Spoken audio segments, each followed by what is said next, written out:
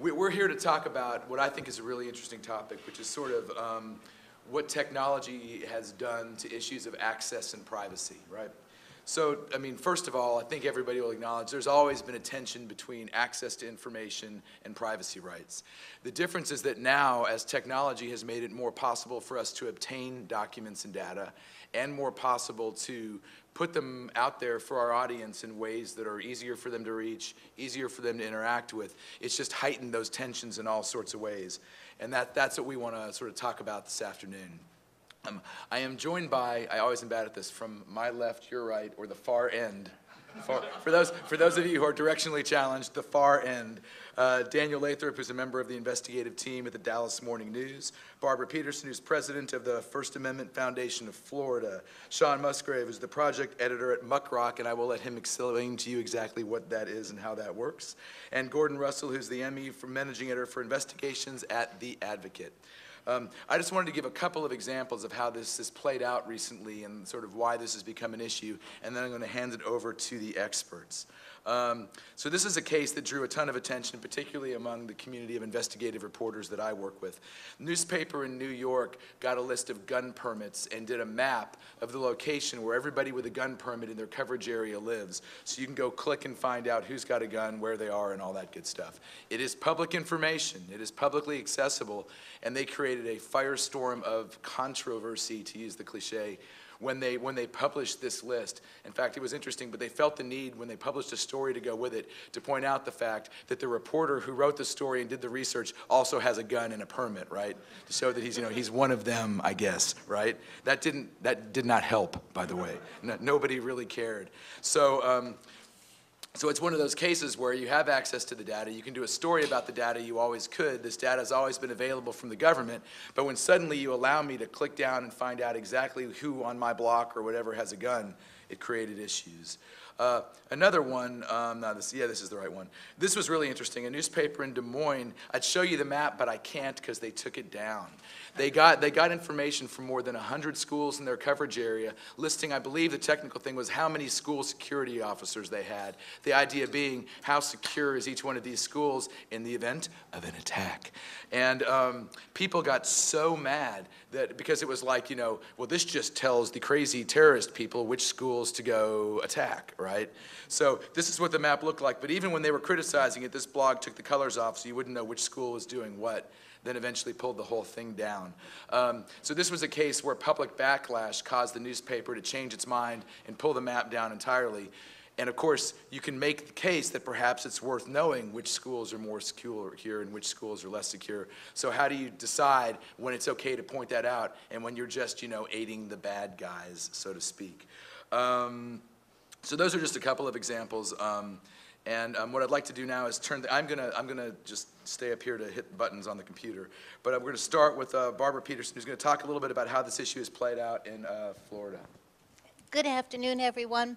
I've been thinking a lot about this, not just in terms for this panel, but trying to deal with some of the problems that technology is creating for public records access in Florida, and many of the issues we deal with, I know that you're dealing with in your states. When I first started dealing with this issue in 1991, I was the staff attorney for the Joint Legislative Committee on Information Technology Resources. And it was my job to analyze the impact of advances in technology on Florida's open government laws, both the public records law and the open meetings law. When I started in 1991, the issue was email. Government agencies were just beginning to use email in 1991, and how to access the agency's dial-up blackboards. You dialed into these, it was a dial-up modem, and it literally looked like a blackboard. It was black with white typewriting on it, and that's how they provided public information at the time.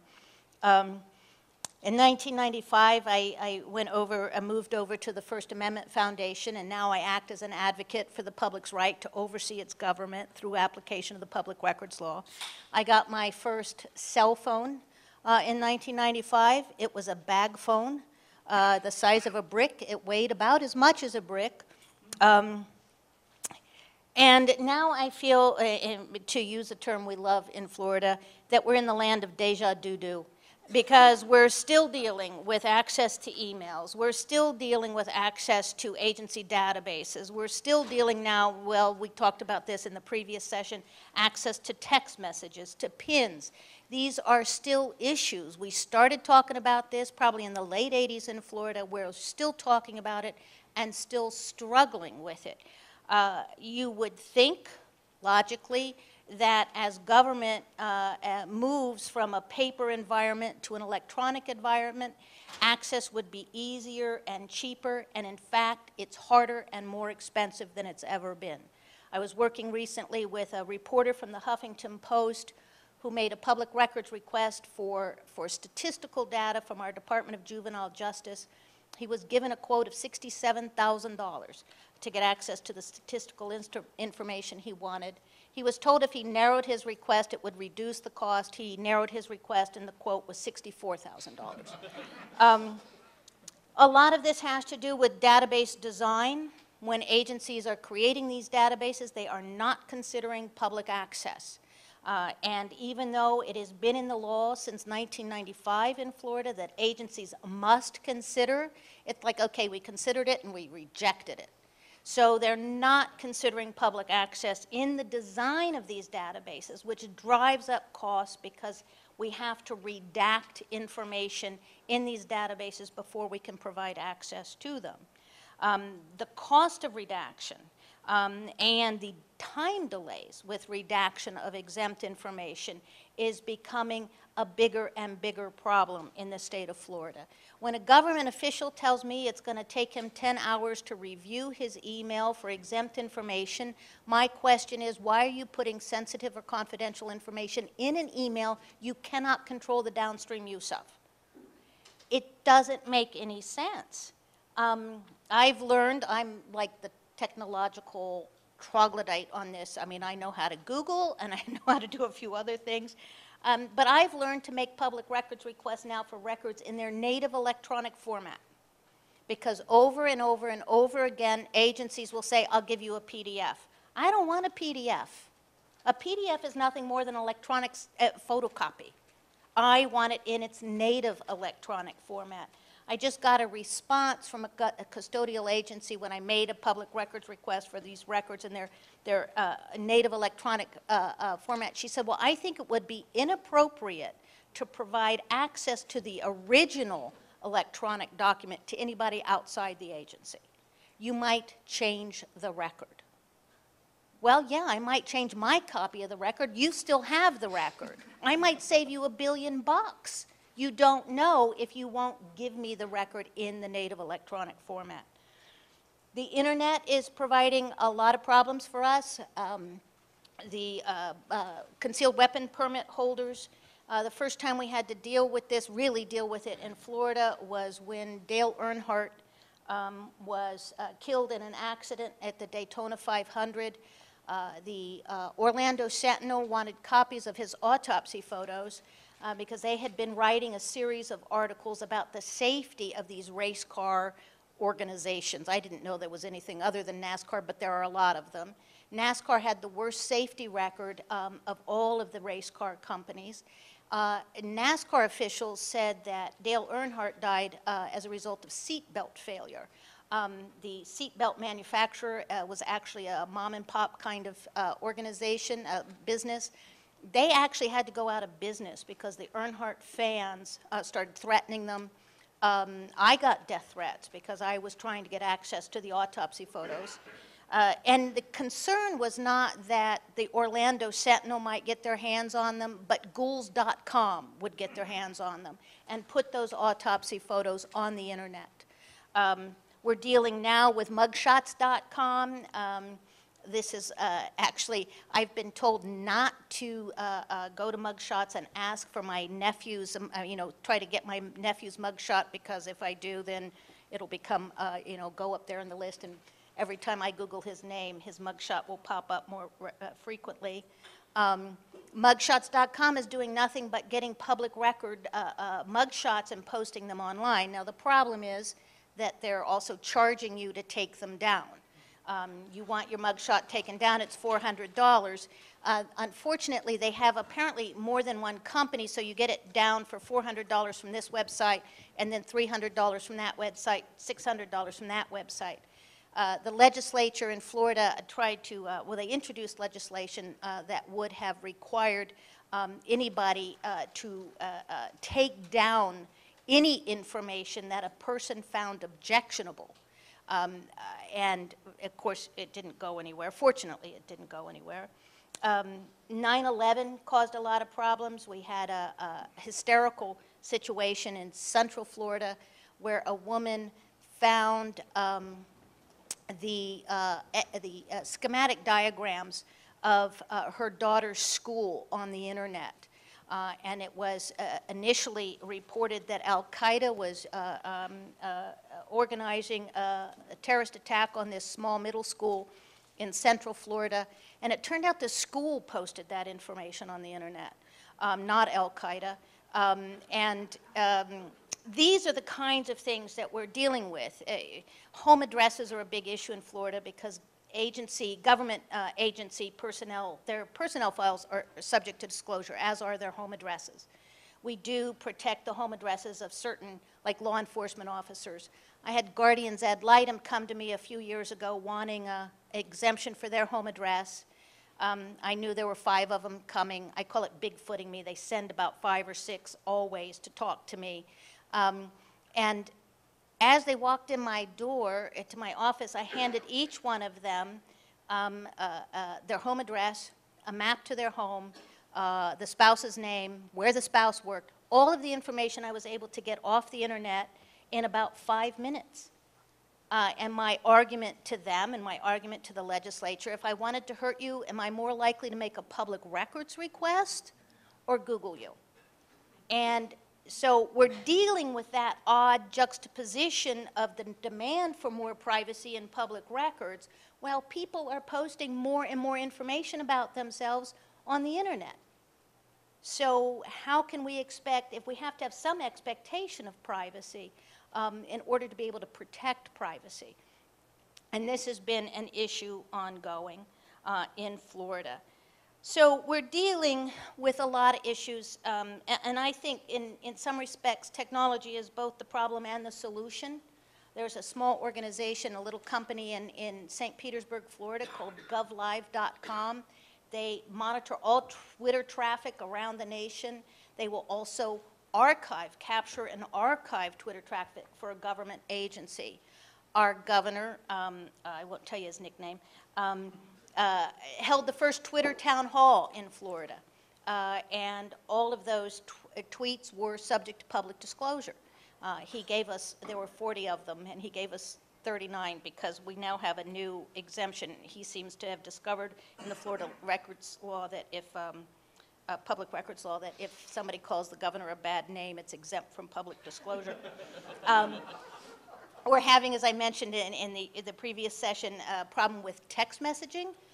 There are a number of software solutions there where I've been dealing with e-agency and their black box technology that automatically captures, indexes, and archives text messages sent from any phone listed in the software within 30 seconds of sending it or receiving it. So there are solutions to these problems. There's a redaction software. I saw a phenomenal program demonstrated a few weeks ago that could redact handwritten Social Security numbers in a public record. There are tons of these solutions, and agencies, at least in Florida, and I would presume in other states, aren't looking for the solutions. They're simply passing along the costs and are stuck in the practices that they've adopted, and they're not looking. Thanks. Let's see, let me find them.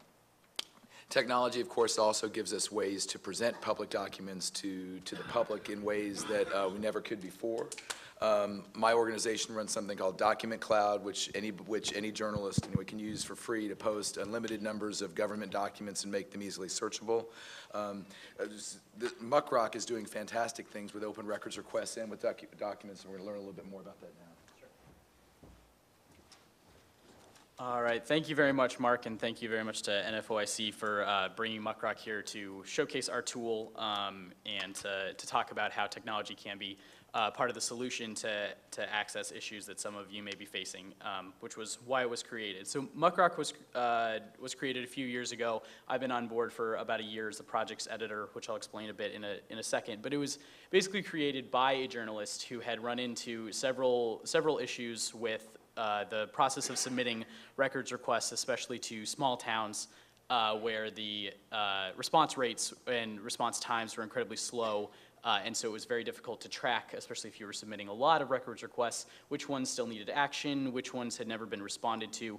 And so that was why Michael Morrissey, who now works for the Boston Globe, created the Muckrock tool. So muckrock.com is our website, and I wanted to run very quickly through the process of submitting a request through Muckrock, which is its primary function. So I deal a lot with the sort of analysis side. I write up a lot of the documents that we get back, and I do a lot of our in-house projects. But fundamentally, Muckrock's service is its capacity to submit, process, and track records requests for our clients and our users. So this is our homepage, which includes a very interesting story recently from the Defense Intelligence Agency, which the Washington Post had gone into a bit. But I will quickly walk us through submitting a request through the site. So Muckrock, and we're in the middle of a redesign, so I'm kind of glad that Waldo Jacob is not here to see our rather GeoCities looking site right now. But we are in the middle of a redesign to make it a little bit more whatever version of the web we're on right now. We were talking earlier today about executive privilege and deliberative process. We're in Muckrock is in the middle of a bit of a tiff with our governor right now over his claiming of executive privilege. So let's submit a request to his office. So this is created with the most basic user in mind in order to, hopefully with the redesign, be even more user-friendly for someone to just come to our site and either find the agency that they want to submit it to or just tell us what the agency is, and we'll find the contact information. So in this case, we want to submit something at the state level. We select Massachusetts. Nope. All right. We have a number of templates right here, which are not particularly popular right now. So most users select to write their own request. And then we're going to give this a quick title. So anybody have any document in particular they'd like to ask the governor of Massachusetts for? Just text messages. Okay. This is something that I would like. Text messages from the Boston Marathon bombing. All right.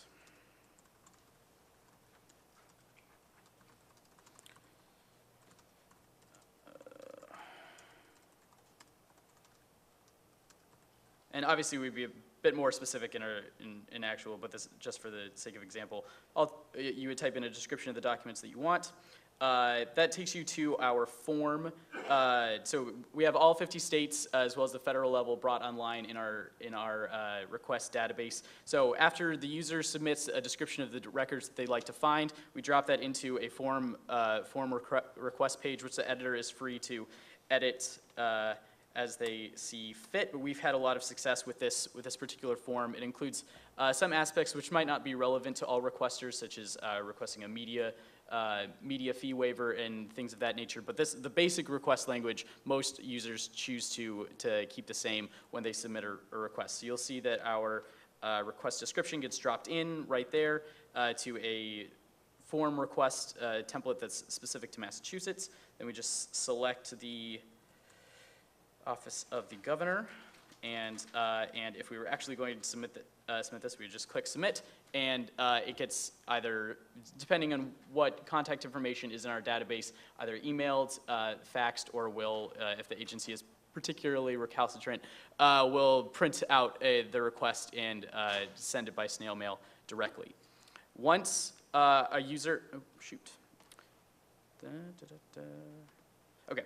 Once a user has submitted a FOIA request or public records request through our system, one of the great advantages of Muckrock is that we keep all communications back and forth between the user and the requesting agency online. No matter what form that comes in, if it comes in physical communications, we'll scan it in, we'll put it online. So we have a chronological record of every single communication we've had back and forth with the agency. In a lot of cases, this will be filled with a lot of, this is a follow-up, why haven't you responded, type of communications, and we'll just keep sending that until we get an answer. So you can see this particular request, which is about the drone census, which I'll get to in just a second. We sent it on January 28th. We had a number of communications back and forth. In this case, the agency was nice and decided to use email. And so all of those emails were kept online and in most cases are entirely open. Users can pay for a pro account on our site, which does allow embargoing privileges, which a lot of obviously media requesters find very useful for holding those communications private until they have a chance to publish. But in many cases, our users are able to look at how other people are requesting documents and how they're interacting with particular agencies to see, to sort of glean strategies for writing more effective requests and for dealing with agencies that don't want to give up documents. So we think that this communications stream is very useful to put online so that people can learn from each other and see which agencies are doing the best job and are being as transparent as possible. All this also allows us to collect a lot of really useful data on how particular agencies are answering or not answering requests. So that is a brief, so that's the basic idea of Muckrock. How I've been using it as project editor in particular is for a project called the Drone Census. So one of the great uses and how sort of what Muckrock is migrating toward is blanket request projects, where we'll send the same request, similar to a FOIA audit, but a little more targeted usually, to multiple agencies, often in our case across the entire country. So Muckrock partners with the Electronic Frontier Foundation, in this case, for the drone census to conduct a survey of law enforcement agencies and government agencies across the country to see whether they're interested in using unmanned aerial vehicles, also sort of colloquially known as drones. So we sent, so this is the sort of project page for all the requests that were sent via the drone census. In total, we sent out 375 requests over about a 5-month period. And a tool, some sort of tracking system like this made it very easy for us to, the website sent automatic follow-ups to agencies that hadn't responded yet. We were able to keep all the communications right here in one place and even have a nice spreadsheet indicating which agencies still have yet to respond much later. And then we have a tagging system to allow some navigation through this project. So there are some other interesting aspects about this project in particular that has made it a model for Muckrock projects and for blanket request projects that we're going to do in the future. One was we initially came upon this project through EFF's work, asking the Federal Aviation Administration which agencies across the country are interested in using surveillance drones. They submitted a FOIA, the FAA rejected it, EFF sued and won, and got a list of about 70 agencies that the FAA said had asked about drones. That was a pretty short list, according to a lot of things that EFF knew about which agencies were interested. So we, as part of the drone census, were able to open our project up to the online community and just put up a very simple Google form asking people who are interested in drones, what towns and cities are you interested in us taking a look at? So put the name of a particular agency onto this spreadsheet. We'll look up who, we'll send this same blanket request to that agency and see whether they have any drone documents. And if the user was interested, sort of as an additional buy-in aspect to the project, we even had them sign the records request. So this was a records request from this citizen of this particular community. So technology in this case allowed us not only to track this very multifaceted project in terms of having 375 requests all out there in the ether all at the same time, but also allowed us to generate the leads for a lot of those requests from the online community and from constituents who were interested in the information. So a couple of interesting stories that have emerged out of this drone census. Our hunch was correct that the FAA had not given us a complete picture of all the agencies that were interested in using drones across the country, mostly through the fact that the FAA is not adequately staffed to look at this, and drones are often very small, often about just this big, and thus very difficult to track. So this example right here, this is the Maine State Police. We had submitted a request to them. Originally, they said, no documents, we don't have anything. A couple months later, a very conscientious general counsel for the state police got back to me and said, actually, we do have a couple of documents that I could send you. They are attached. And in it, I found out that the state police had bought essentially a toy. It was a $300 drone that any of you could go out and get at a Verizon store. It's called a Parrot AR drone. I wish I had brought up, but it's about this big. It's sold as a hobby plane. And the Maine State Police were of the impression that just because it was a toy, they didn't have to get any FAA regulatory oversight in order to fly it for, their words, tactical missions. They were not on the FAA's list. And in fact, when U.S. News and World Report followed up with them, they were of the impression that they would never be on the FAA list, and we were able to get them on record as owning up to that lack of knowledge about how they should be using drones in general. So this drone census really allowed us to uncover a lot of uses of drones where the FAA hadn't found them before. And it was really because we were able to use this census approach to sort of take technology and its ability to automatically manage a process like this and organize all the communications that we were sending out to do something on a scale that otherwise we wouldn't have been able to do because it would have been an organizational nightmare. Or would have required staffing that Muckrock does not have. You are looking at the drone census team. I handled this project almost exclusively with with a couple of very good interns who I would be nowhere without, since I was once one of them. But the technology in our website, in tools like this, which we hope will emerge along with us, as Walter was saying, we would love competition. This is really what's going to make surveys like this possible.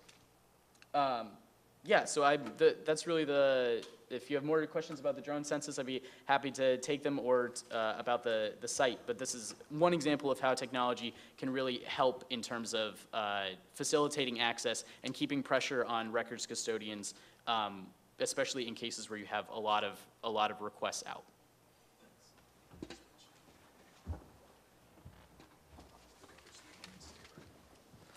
Hi. I was just going to talk a little bit about mostly my experience at the Times-Picayune, where I worked until last week, and just kind of some of the things I'm seeing going on in Louisiana that I think mirror some of what Barbara mentioned in Florida. What I seem to see is that there's, as the power of newspapers wanes a little bit, there's been sort of a pushback on the part of public agencies to make it more difficult to get records that we think we're entitled to, either by stalling. We often wait months for records that are supposed to take 3 days, or by coming up with an exorbitant price tag for something that is, that's on a CD. I did a series of stories years ago on property assessments in New Orleans, and we wanted to put the tax roll online as part of this series, and I ordered the tax roll from the assessors and went to pick up this CD. It was one CD, and they said it was free, and then they called me back later that day and said it was $25,000. We ended up giving it back. We couldn't get it to work anyway, but anyway, that's a typical experience I've had here. The Picayune, to its credit, has really challenged these laws, and I think Lori Mintz was on an earlier panel, and she's a terrific lawyer, and we have sued when necessary, and we've sued fairly often. Unfortunately, we haven't always won. A couple of cases that I think are maybe interesting to mention. I was doing a number of stories on, we have these traffic cameras all around town, and they're very unpopular, and there's about 100 of them around New Orleans, and people were racking up dozens and even hundreds of tickets. So I had requested a list of all of the people they're actually assigned to cars rather than people. They're assigned to license plates. So I asked for a spreadsheet of the people who had at least $500 worth of outstanding tickets, which turned out to be, I think, 16,000 people. And some people had some people had, you know, $15,000 or $20,000 worth of tickets, and it turned out that, you know, people had figured out that nothing was going to happen to them if they didn't pay, and they were just blowing by these things every day on their way to work and their way home from work and so forth. And I thought this would be an interesting thing to figure out who these people were. And then the other aspect of it that was interesting was a lot of the biggest scofflaws were people driving city cars. And you could, but what they gave me for this was a list of license plates, and so we asked for, we ended up suing both to find out, we wanted information that would connect the license plates to people. I forget how we phrased it in the lawsuits, but we wanted to know the addresses where the tickets were mailed or something like that. And then in the case of the city employees, we wanted to know which cars were assigned to which employees. And we ended up suing over this, and number one, I was surprised that the public hated this lawsuit. I thought this was something that was so outrageous that the public would be on our side. But people somehow thought we were sticking up for the traffic cameras, as opposed to we were really questioning how is it that some people are paying these tickets when they get them and other people are just blowing it off and nothing seems to be happening.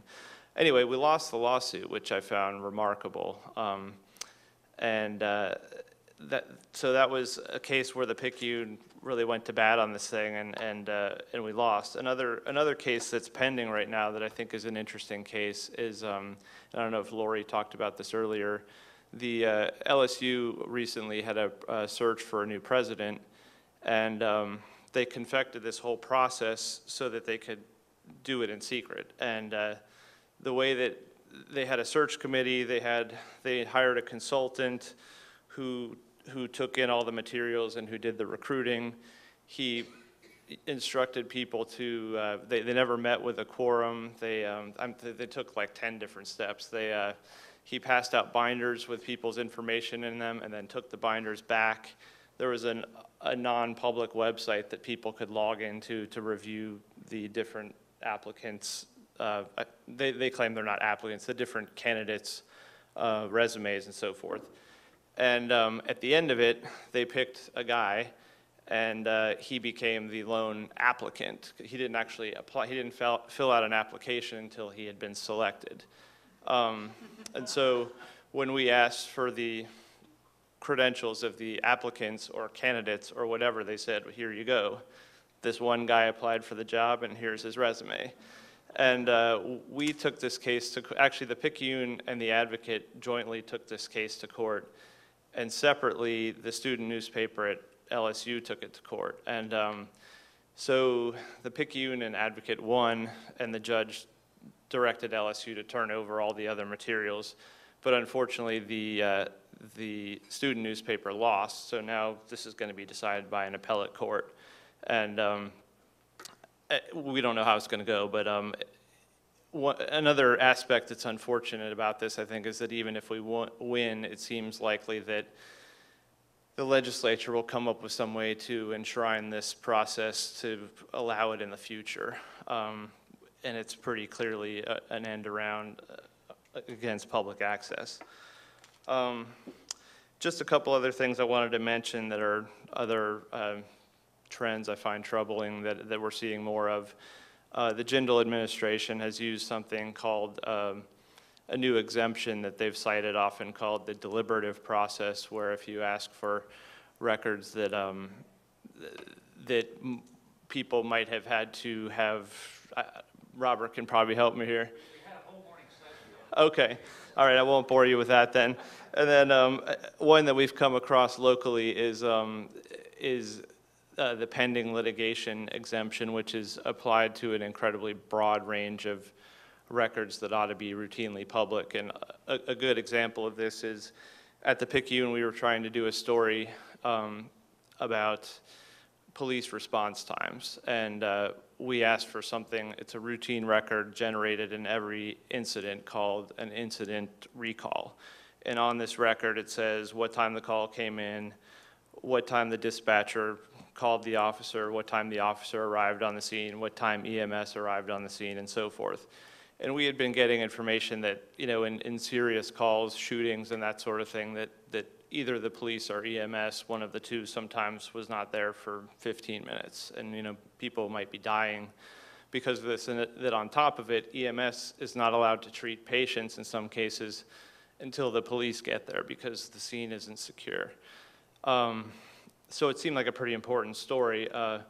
The police have thus far maintained that those records are not public because they could somehow be related to the pending investigation of said shooting. And we're still arguing about this. That one has not gone to court yet, but it's another instance where it seems to be pretty clearly a public, the public needs to know what response times are. There's a compelling public interest in knowing that, and there doesn't seem to be any compelling reason for us not to see what is a routine document and not the notes of an officer's investigation, but it's something we're so far being denied. That's all I got. Daniel's going to talk for a couple of minutes about there are cases where in cooperation, in actual cooperation with government agencies, there's things that technology can allow the media and others to do that actually provide more information in a better format. So you want to talk about what you guys are doing? Yeah, hi. Hello, I'm Daniel Lathrop. I work at the Dallas Morning News, which is a for-profit organization that actually did turn a profit recently. So newspaper refugees, there is hope. We can become barely profitable again. What I'm going to talk about is a project we're doing with the North Central Texas Council of Governments that I believe is technically called the Community Crime Watch Portal. And this is a project where they are going to be routinely turning over to us data for every police incident from every agency that participates in their data sharing program, which is most of the law enforcement agencies in our coverage area, and a lot in other parts of Texas, and now some in Louisiana and some in New Mexico, so let's talk. Not about New Mexico. And that are going to go online, and it's going to go online on dallasnews.com, probably on a subdomain, and it's a feed that is going to be, theoretically now and forever, going up online on a routine basis, making all of this data not just available if you were to try to fish it out. Some of these websites already have it available. There's some private companies that do things with it, with various agencies. There's a private company that I will not name that makes agreements with agencies, which they later assert means that they, the company, owns the agency's data and that no one else can make a public records request for it. Yeah, we requested, they gave, anyhow. Luckily, the person who runs this project turned out to be a kindred spirit. He's a kind of a geek, and thought, yeah, that sounds like a good thing. All of the police chiefs who I work with all, have some level of interest in this. In some case, their level of interest is just not wanting to have to deal with it. In some case, their level of interest is that this particular company annoys them because of the way they try to get police departments to sign contracts with them. For whatever reason, there was enough interest on their part, and over a very long time, we sort of discussed this and figured out what we wanted to do. And in the middle of it, he's talking about how much it costs, and I said, well, if you guys wanted to go out and they're a nonprofit / government organization, they get grants. If you wanted to go out and try and get a grant for it, we'd do whatever we could to help you do that. So I don't know, a week later, I get a draft of his letter of intent that he's sending to the Knight Foundation, talking about how they want to do this partnership with us. Just a second, I better go tell my boss that we're doing this. The morning news was, happy to do it. Eventually, it led to a grant for them to do this project. I spent a fair amount of time on it. I'm going to continue to spend a fair amount of time on it. Part of the grant was that we are going to make the software that we develop to display this, and that's something that I've been doing, is going to be public on GitHub. Anybody's going to be able to use it. Since the feed that they're developing is a public record, any other news organization would certainly also be able to completely and instantly replicate what we're doing, which my bosses are okay with, which I think is nice. Of course, we don't have, well, we do. We have lots of competition in North Texas. Not so much from Mark's former place of business anymore, unfortunately. I have to say, I'm the veteran of a lot of open records fights. This has been a surprisingly pleasant experience.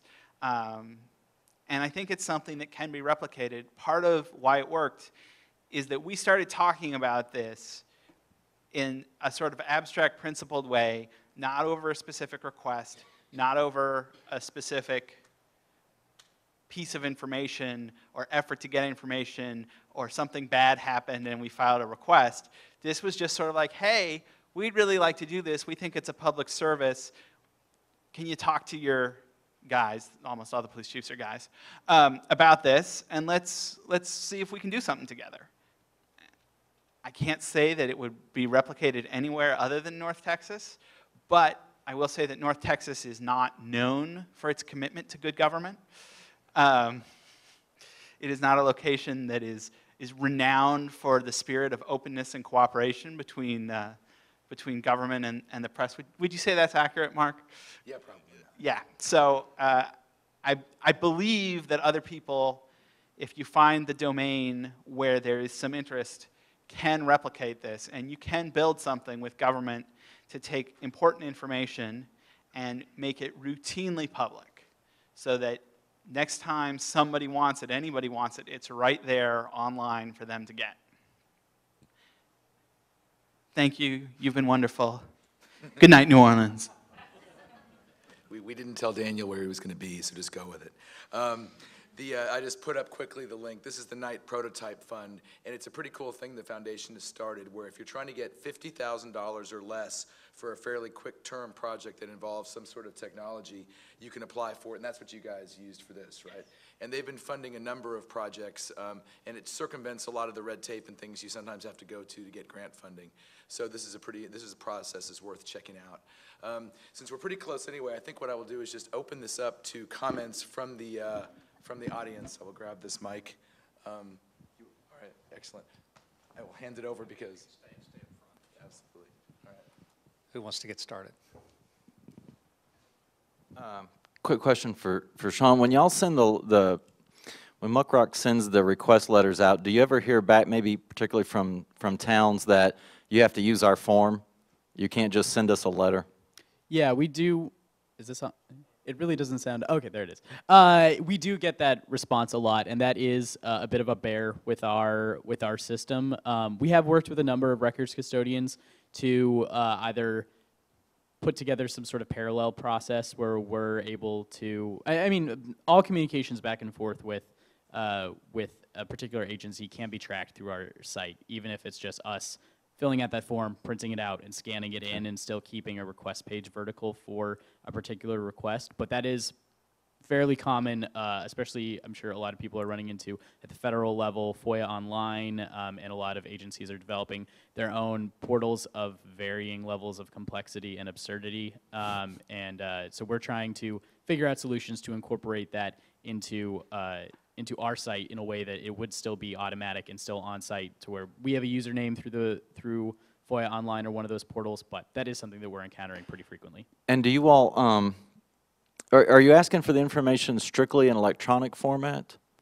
That's our preference. Okay. We include that in our request language. You can see on there, and I'm going to advocate for asking in native electronic if that's not already an aspect of our request language. But electronic is our preference. But in a lot of cases, as Barbara was saying, that'll be just scanned PDFs, and they're not necessarily machine readable. So we're constantly trying to advocate for more databases to be sent in some sort of machine readable format, as opposed to just often. I think I understand the process is that you get the price from them, and then you would try to whittle it down. The way my letter's written out, I'm saying people are asking to inspect it first, because I think probably a lot of us have gotten one of those, sure, here's 10 million copy pages, you know, and so you have to actually go through and find the 5 pages that actually fit. So if you're, well, it doesn't look like you're offering to pay right up, you're asking what would the fees be if we have to pay, right?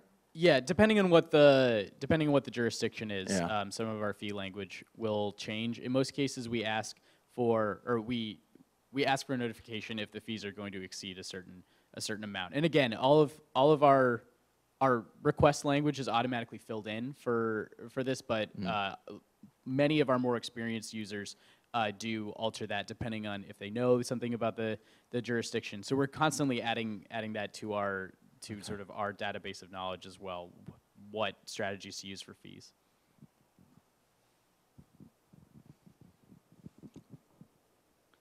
I was really interested in that mugshots website. I wish I'd thought of that, so I could retire and do it. Has there been some pushback in legislatures or about that? There's been quite a bit of pushback from the legislature, but all of the bills that were filed were so patently unconstitutional that they never even got an initial hearing. It's been interesting because a lot of newspapers in Florida on their websites have that little mugshots section, and it is the most popular feature on most of the newspapers' websites. So the newspapers are kind of in a bind, but the legislation was so unconstitutional that, and interestingly, one of the sponsors was an attorney, but the legislation never got a hearing.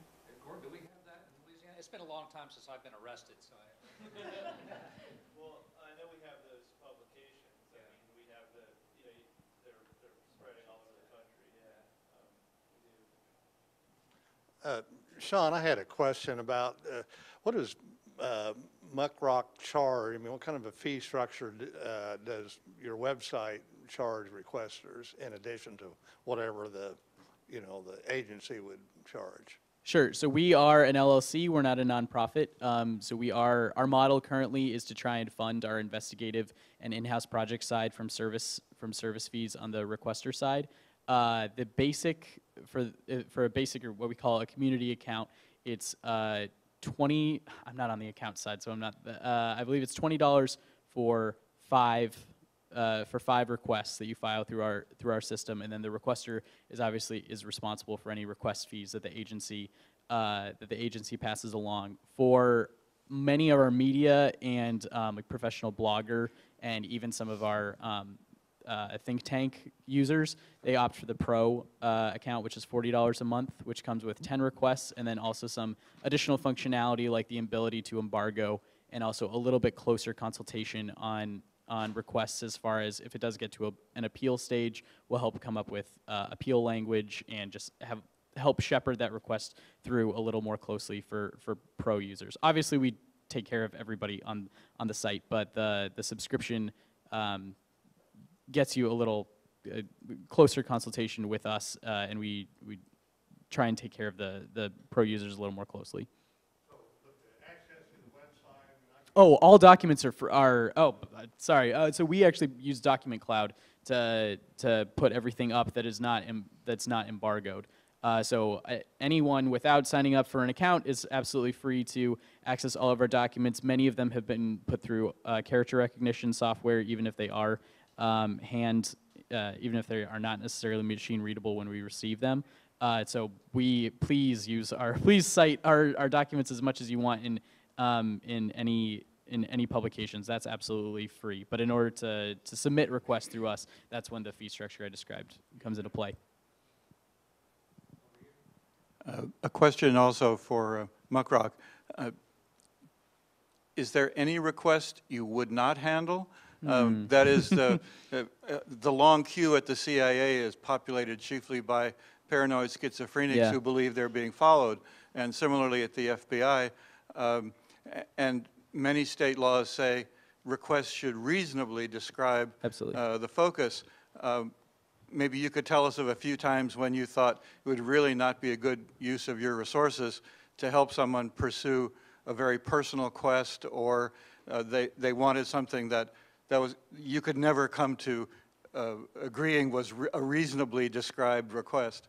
Right. So if the agency is already in our database, then there's no oversight from us as far as if that person clicks submit, then the request is going to the agency. So it's very much we're not necessarily in the business of approving requests that people are going to send. Just like there's nothing in the Postal Service is not going to open up requests and see what's inside them to make sure that they're valid before sending it to the agency. That said, if for instance it comes down to we get our share of requests that the only description is my files or information on me or things of that nature, we will get in contact with the user and sort of explain to them our experience in not getting those types of files and try to do some education, try and walk them through what a reasonable request does look like. But a lot of that is, as is the case in a lot of sort of communications type applications, a lot of that initial vetting is on the user side, so unfortunately some do get through our system like that. While I'm waiting for another question, a question for the gentleman from the Dallas Morning News. I wonder if you could explain this whole collaboration you have once again, but explain it from the point of view of a user. Like if I'm in a neighborhood and I want to use this, and why is this level of cooperation and this new service going to be any better than the kinds of crime tracking that I can already do in most metropolitan areas? Well, a couple of things. One, I think that people think in most metropolitan areas they can track crime a lot better than they can. A lot of what's out there is not accurate or partially accurate, very incomplete. Some police departments in some places are doing a great job of putting stuff online. Some news organizations in some places have done a great job of getting stuff and putting it online. What we're doing is having one place in a metropolitan area where anybody can go, they can look up a crime. If they know about a crime that they want to find out a little bit more information on, they can look it up. If they want to track what's going on in their neighborhood, they can see that. There's going to, for crime watches in particular, there will be alert features, and there will be. That's what I was going to ask. Yeah. So you can set a lot up, and the other thing is that how do I put this? It's going to have a good user interface. It's going to be vetted in a way, presented in a way. The sort of working draft of it automatically draws statistics based on the zip code that you're looking at. You see crime trends, you see what kinds of crimes, and so it gives you a lot of information. So it does some second level analysis, and it makes it, I think for me the biggest thing is it gives people, it's an easy place to find it. It's a single place to find it. It's not, right now there are some of these police departments, you can go to their website, you can find their own searchable database of their crimes, and you can figure out how to look stuff up, and you can get things. There's others that have just a map, and if you go around and click on it, you might be able to find what you're looking for. There's others that have one of these third-party services up there, and dropped on top of the actual crime incidents is stuff from Spot Crime, which some of you are familiar with. It's a sort of a self-reported, I saw a fire truck drive down the street kind of thing, which is great, but really mixes things up. There's one of the agencies that you can go to their website and you can put in very specific search queries to generate any statistic you want, but they won't tell you any information about the actual incidents. So what this is going to be is it's going to create, I think, a standard, and it's going to create a repository Agencies are also going to be able to embed this functionality on their own websites, so it's going to empower the government agencies. It's not just going to be on the Dallas Morning News. The power of doing it open source and the power of implementing it the way we're going to implement it. Yeah, well, can just follow one more question. Are you going to take it to the next level for advertising, where, if my neighbor, if my neighbor gets robbed or there's something in my neighborhood, then, the security company will immediately know that you're alarmed in your neighborhood. They come after you, selling their security system. And I guess we could sit here and think of dozens of different ways you might use this, either in the advertising sense of the traditional way of just posting things on the website, versus also mining the information for going after folks. I don't intend to do that. Why not? I'm happy to work. I work very closely with our business side on some of the things. Project I'm doing right now is been very supportive. The business side has been very supportive of it. They've sold a lot of advertising to go around it. This is not one where they're involved. I'm not saying that I probably wouldn't engage in doing data mining to sell leads to security companies. That's not something I have any interest in doing. It's not why I got into journalism. But the data is open, and it's going to be available, and somebody else certainly could do that. And if that's what they want to do, I guess that's their right. I don't want to spend my time on it. Daniel, I actually have a question about the project too. One skepticism that I have of a lot of open data projects is that for FOIA or for public records requests, the responding agency has to provide a measure of completeness, has to say what they're giving you and what they're withholding. What sort of checks exist on your project to make sure that, is there an opt-out for certain incidents to be put in this feed, or how do you know that everything is being put forward by a particular agency? Is there some sort of flag in there for saying, we were talking about some things might be withheld for pending litigation or something like that? What sort of checks are in place? Well, in the case of Texas law, the basic information, the time, location, and type, brief summary, is very black letter open record. There are very few exemptions. The exemptions that can be asserted are that it reveals the name of a criminal informant, in which case that person's name can be redacted, or that it reveals the name or location of the victim of a sexual assault, in which case, once again, that person's name and address can be redacted. We haven't really gotten into the nitty-gritty of exactly how that's going to happen, other than a handshake agreement that things that are clearly exempt and that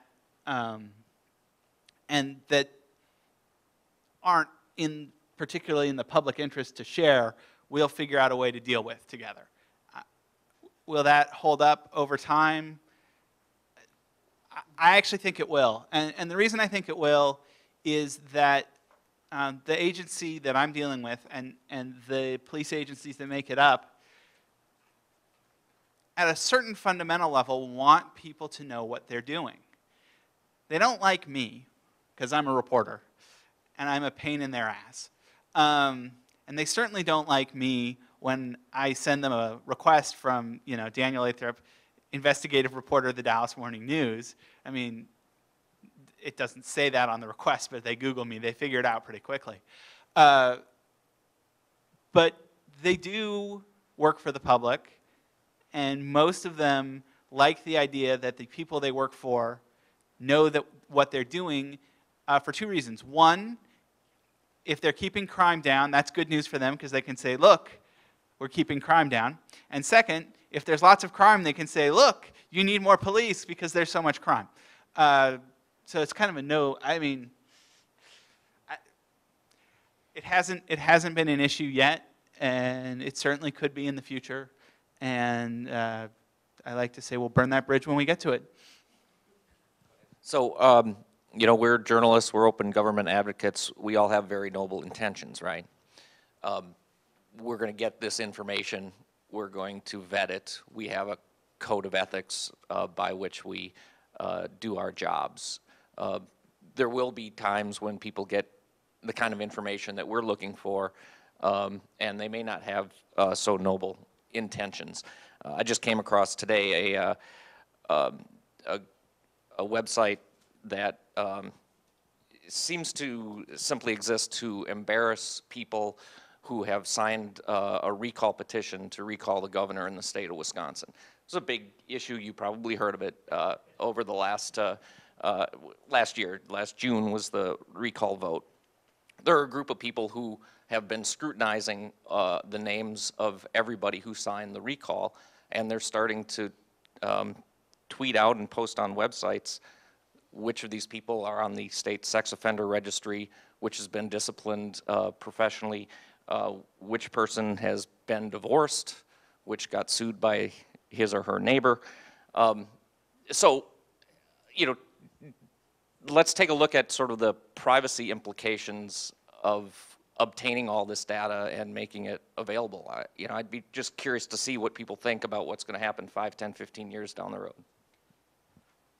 I think it's, in general, a really scary environment for advocates of open government. I think it's important, it's incumbent on us to start going to government agencies and trying to work with them and educate them on this, and educate them on the pitfalls. I mean, as I was saying, there are things in this law enforcement data that are both exempt by law and in which there is, I think, no great public interest in. There are things that are exempt by law that, like, details an ongoing investigation and exactly where that line is that I could argue with them about forever. But there's certain things that I really, personally, I don't want to know the names of actual criminal informants, you know. I really don't. I mean, in a particular story that I'm particularly investigating, I might, but as a general rule, I'd rather not know that. I'd rather not, generally speaking, know who the victims of sexual violence are.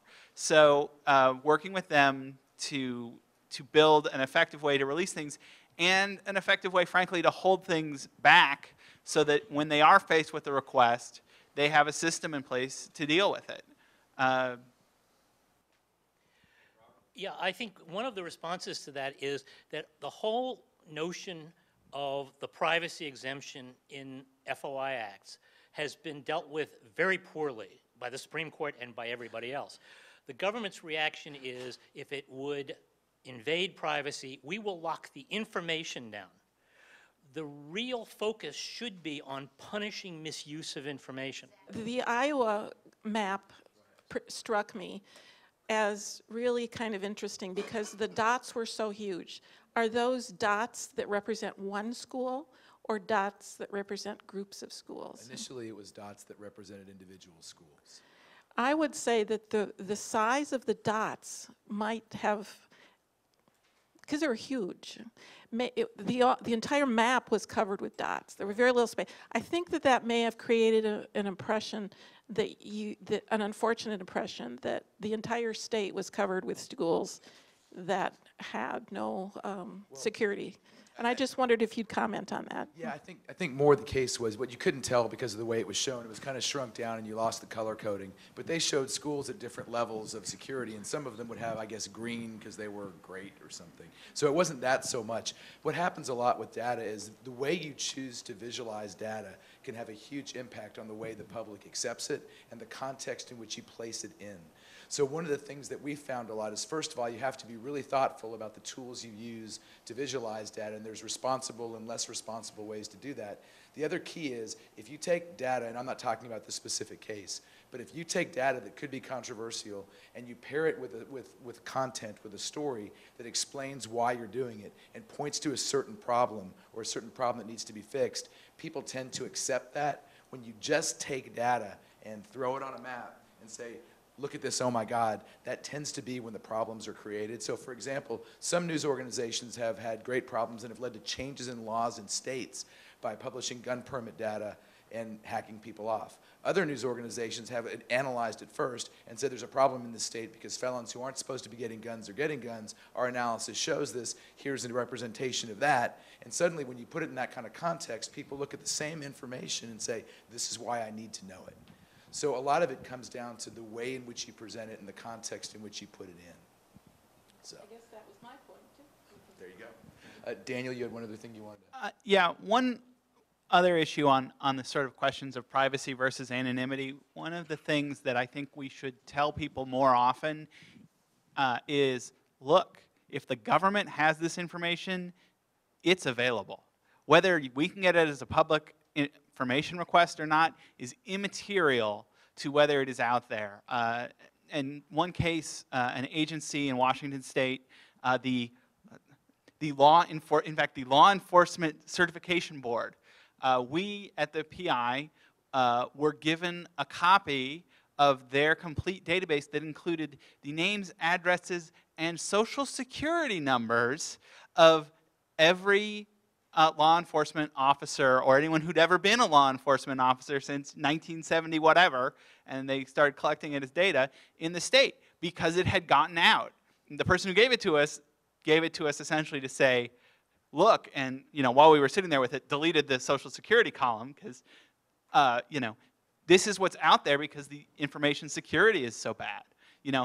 Some of this information, much of that information we were in fact entitled to and requested and got, but there was some of the information in there that we should never have had. And the fact making it exempt from public disclosure didn't make it go away. And the government is not good at security. They are not good at IT security. And per point of personal privilege, if you trusted the government, then we don't really need open records. And I think it's important to tell people that when they're just saying, well, I don't want people to know this. Well, guess what? If the government is collecting this information, people know it. All right. I'd like to thank the panelists. Thank you very much.